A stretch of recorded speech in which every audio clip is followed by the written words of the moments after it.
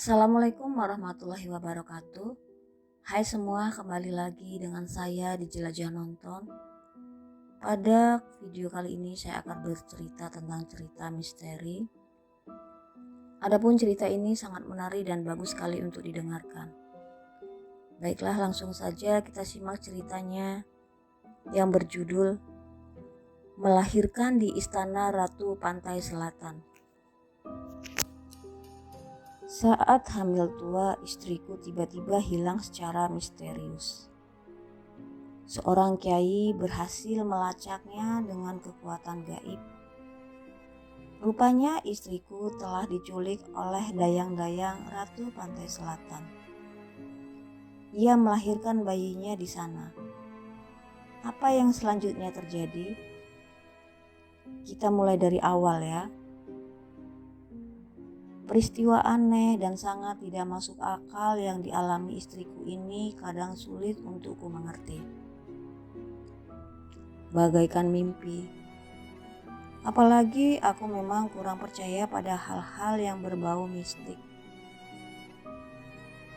Tapi pengalaman mengesankan setahun lalu seakan yang menimpa istriku ini seakan telah membukakan mataku akan kenyataan bahwa yang gaib-gaib itu memang ada. Aku menikah 2 tahun yang lalu di sebuah kota di Jawa Tengah, tepatnya di daerah Temanggung. Setelah menikah kami merantau ke Jakarta. Kami tinggal mengontrak sepetak kamar di kawasan Kalideres, Jakarta Timur. Dan untuk kehidupan sehari-hari aku bekerja sebagai supir taksi. Seperti layaknya keluarga yang mendambakan kebahagiaan. Aku pun juga sangat mengharapkan hadirnya seorang anak, buah hati kami. Waktu terus bergulir. Hingga pada saatnya apa yang kami nantikan tiba juga. Istriku Ana mulai menunjukkan gejala-gejala kehamilan. Betapa bahagia rasa hatiku saat itu karena sebentar lagi aku akan menjadi seorang ayah dari anak buah hati kami yang sangat kami rindukan selama ini. Hari terus bergulir menurut berputarnya siang waktu sehingga tidak terasa kehamilan istriku menginjak bulan ke-7. Aku sepakat dengan istriku akan pulang ke kampung. Dan rencananya istriku untuk sementara aku titipkan di rumah orang tuanya dulu sampai melahirkan nanti. Pertimbangan ini didasarkan karena di kampung tentunya istriku akan lebih banyak mendapatkan perhatian dan banyak yang menjaganya jika suatu waktu ada kejadian yang tidak diinginkan. Setelah semuanya selesai, aku kembali ke Jakarta bekerja seperti biasa. 3 bulan kemudian aku berencana akan pulang ke kampung untuk menengok istriku sekaligus lebaran di sana. Setelah meminta izin dari perusahaan, aku langsung pulang kampung. Menurut perkiraanku tentunya anak istriku di kampung sudah melahirkan. Tapi dugaanku itu meleset 180 derajat. Betapa sangat aneh. Setibanya di Temanggung aku malah menjadi terkejut dan bingung karena ayah mertuaku justru menanyakan istriku.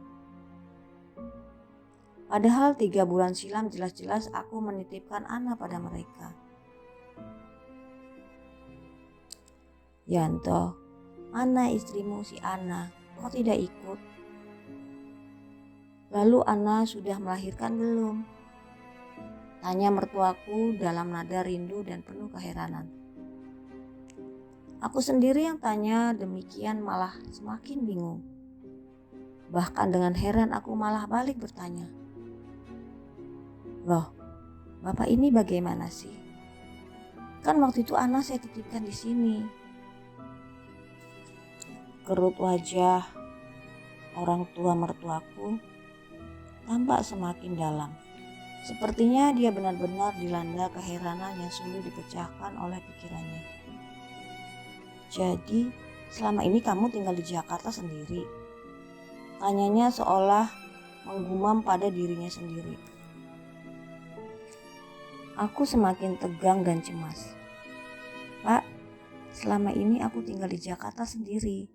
Bahkan aku sendiri jarang sekali pulang ke kontrakan dan sering di mes pengemudi, kataku menegaskan.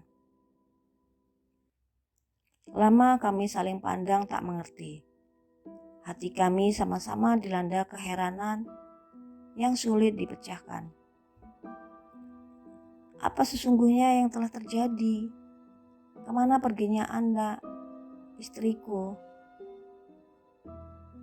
Setelah agak lama saling berdiam, akhirnya ayah mertuaku menceritakan padaku bahwa setelah 3 bulan yang lalu aku menitipkan istriku, tak berapa lama kemudian Ana pergi entah kemana, tanpa berpamitan. Kepergian Ana semakin meyakinkan setelah didapati kamarnya kosong. Menurut pemikiran keluarga mertuaku, paling-paling Ana menyusulku ke Jakarta karena ia tidak tahan menanggung rindu. Pemikiran inilah yang membuat keluarga mertuaku tidak menaruh curiga sedikit pun bahwa ada sesuatu yang tidak beres telah terjadi. Dan yang lebih mengherankan, kenapa mertuaku tidak mengabariku di Jakarta sehingga menimbulkan rasa kecurigaanku terhadap mertuaku. Jangan-jangan ia sengaja akan memisahkanku dengan Ana. Sementara itu mertuaku pun seakan tidak percaya dan menganggap seolah-olah aku telah menyembunyikan anaknya. Jadi pada saat itu yang ada hanyalah saling tuduh satu sama lain serta berprasangka buruk. Hal ini terus berlangsung hingga beberapa hari kemudian aku putus asa dan memutuskan untuk kembali ke Jakarta. Kami benar-benar sangat kebingungan menghadapi kenyataan hilangnya Ana. Sekembalinya aku ke Jakarta, ayah mertuaku terus mencari dan menanyakan istriku ke sanak saudaranya. Sementara aku sendiri sibuk bertanya kepada para tetangga kontrakanku, tapi jawabannya selalu sama. Tidak ada seorang pun di antara mereka yang melihat Ana, istri yang sedang hamil. Setelah lelah mencari, akhirnya kami memutuskan untuk melaporkan hilangnya Ana kepada pihak berwajib. Pihak lurah kampung serta polisi juga turut mengadakan pencarian. Setelah beberapa waktu, hasilnya pun nihil. Ana tetap tak diketahui di mana rimbanya. Setelah semua upaya telah kami lakukan, untuk terakhir kalinya kami hanya bisa berdoa agar istriku selamat. Kendati demikian, bayangan menakutkan sekaligus menyedihkan tak dapat aku tepiskan tiap kali mengingat bahwa istriku waktu hilang tengah mengandung. Terus terang, kenyataan ini membawa dampak agak terganggu semangat kerjaku. Kondisi tubuhku pun menurun drastis. Setelah aku menanti dalam ketidakpastian sungguh mengejutkan, pada suatu malam aku diinterlokal oleh salah seorang adik istriku. Pesan interlokal itu menyuruh agar aku segera pulang ke Temanggung karena istriku telah ditemukan. Ini benar-benar seperti mimpi. Mendengar kabar itu, aku lalu bergegas menyiapkan diri untuk pulang ke kampung. Dalam perjalanan, pikiranku menerawang bagaimana keadaan Ana sekarang. Apa yang sebenarnya terjadi, dan lalu bagaimana dengan istriku beserta bayi yang tengah dikandungnya. Singkat cerita, aku telah sampai di Temanggung, tempat yang kutuju langsung rumah mertuaku. Setelah berbasa-basi sejenak, lalu bertanya bagaimana keadaan istriku dan bayi yang dikandungnya. Semuanya menjawab bahwa Ana dan bayinya dalam keadaan sehat walafiat. Namun, aku sedikit kecewa karena tidak diperkenankan ketemu dulu dengan istriku. Entah dengan alasan apa.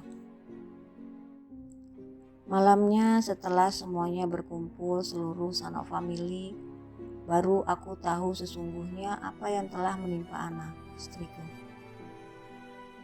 Saat itu aku juga diperkenalkan dengan seorang kiai, sebut saja namanya Pak Waluyo. Konon Pak Waluyo inilah yang telah berjuang menyelamatkan anak istriku.